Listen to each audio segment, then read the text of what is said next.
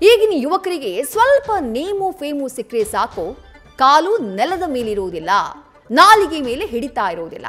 ಹಾಗಾಗಿನೇ beer biceps channel ಮೂಲಕ ಹೆಸರುವಾಸಿಯಾಗಿದ್ದಂಥ YouTuber Ranveer ಅಲಹಾಬಾದಿಯಾ ಹಾಗೆಯೇ ಮತ್ತೊಬ್ಬ stand up comedian Samay Raina ಅವರ ಇಂಡಿಯಾಸ್ ಗಾಟ್ ಲೇಟೆಂಟ್ ಶೋನಲ್ಲಿ ಅಶ್ಲೀಲ ಪದ ಪ್ರಯೋಗ ಮಾಡಿ ತೀವ್ರ ವಿವಾದಕ್ಕೆ ಗುರಿಯಾಗಿದ್ರು.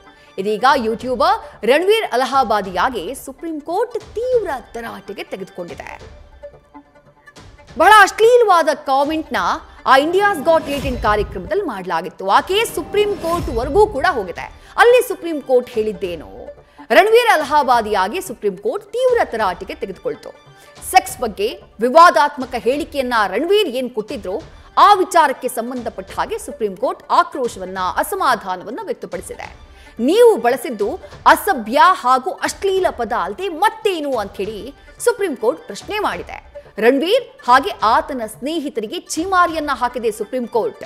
ಮನಸ್ಸಲ್ಲಿರೋ ಕೆಟ್ಟದನ್ನ ಯೂಟ್ಯೂಬ್ನಲ್ಲಿ ಹೊರ ಹಾಕಿದ್ದೀರಿ. ಸಮಾಜಕ್ಕೆ ತನ್ನದೇ ಆದಂತಹ ಮೌಲ್ಯಗಳಿದ್ದಾವೆ, ಅದನ್ನ ಗೌರವಿಸುವುದನ್ನ ನೀವು ಕಲಿಬೇಕು. ನೀವು ಸಮಾಜವನ್ನ ಲಘುವಾಗಿ ತೆಗೆದುಕೊಳ್ಬೇಡಿ ಅಂತ ಹೇಳಿ ಸುಪ್ರೀಂ ಕೋರ್ಟ್ ತರಾಟೆಗೆ ತೆಗೆದುಕೊಂಡಿದೆ. ಅಭಿವ್ಯಕ್ತಿ ಸ್ವಾತಂತ್ರ್ಯದಡಿ ಸಮಾಜದ ವಿರುದ್ಧ ಮಾತನಾಡೋಕೆ ಯಾರಿಗೂ ಹಕ್ಕಿಲ್ಲ. ಹೆಣ್ಣು ಮಗಳು, ತಂದೆ, ತಾಯಿ, ಇಡೀ ಸಮಾಜ ನಿಮ್ಮ ಹೇಳಿಕೆ ಇವರೆಲ್ಲರೂ ಕೂಡ ನಾಚಿಕೆ ಪಡುವಂಥದ್ದು.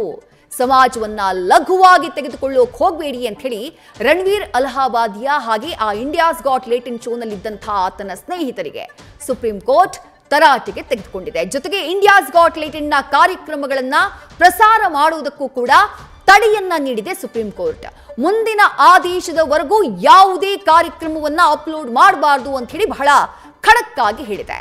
ಇದು ಫನ್ನಿ ಕಾರ್ಯಕ್ರಮ ಅಲ್ಲ ಅಂತಾನು ಸುಪ್ರೀಂ ಕೋರ್ಟ್ ಛೀಮಾರಿಯನ್ನ ಹಾಕಿದೆ. ರಣವೀರ್ಗೆ ಕೆಲವೊಂದು ಮಧ್ಯಂತರ ರಿಲೀಫ್ ಅನ್ನ ಕೂಡ ಸುಪ್ರೀಂ ಕೋರ್ಟ್ ಇದೇ ಸಂದರ್ಭದಲ್ಲಿ ಕೊಟ್ಟಿದೆ. ಪಾಸ್ಪೋರ್ಟ್ ಅನ್ನ ಠಾಣೆಯ ಸ್ಟೇಷನ್ಗೆ ಸರೆಂಡರ್ ಮಾಡಬೇಕು ಅಂತ ಹೇಳಿದೆ. ಅಲ್ಲದೆ ಯಾವುದೇ ಕಾರಣಕ್ಕೂ ಕೋರ್ಟ್ ಅನುಮತಿ ಇಲ್ಲದೆ ದೇಶವನ್ನ ಬಿಟ್ಟು ಹೋಗಬಾರದು ಅನ್ನುವಂತಹ ಸೂಚನೆಯನ್ನ ಕೊಟ್ಟಿದೆ. ಮುಂದೆ ಮತ್ತಷ್ಟು ಎಫ್ಐಆರ್ಗಳನ್ನ ದಾಖಲಿಸಬಾರದು ಅಂತಾನೂ ಸುಪ್ರೀಂ ಕೋರ್ಟ್ ಹೇಳಿದೆ. ಅಸ್ಸಾಂನಲ್ಲಿ ದಾಖಲಾಗಿರುವಂತಹ ಎಫ್ಐಆರ್ಗೂ ಕೂಡ ಸುಪ್ರೀಂ ಕೋರ್ಟ್ ತಡೆಯಾಜ್ಞೆಯನ್ನ ನೀಡಿದೆ. ರಣವೀರ್ ಅಲಹಾಬಾದಿಯಾನ ಬಂಧಿಸದಂತೆ ಕೋರ್ಟ್ ಆದೇಶವನ್ನ ಕೊಟ್ಟಿದೆ. ಹಾಗೆ ಮುಂಬೈ ಪೊಲೀಸರ ತನಿಖೆಗೆ ರಣವೀರ್ ಅಲಹಾಬಾದಿಯಾ ಸಹಕರಿಸಬೇಕು ಅನ್ನುವಂಥ ಸ್ಪಷ್ಟ ಸೂಚನೆಯನ್ನ ಕೂಡ ಆತನಿಗೆ ನೀಡಲಾಗಿದೆ. ನ್ಯೂಸ್ ಫಸ್ಟ್ ನಿರ್ಭೀತಿಯಿಂದ ನಿಮ್ಮ ಪರವಾಗಿ.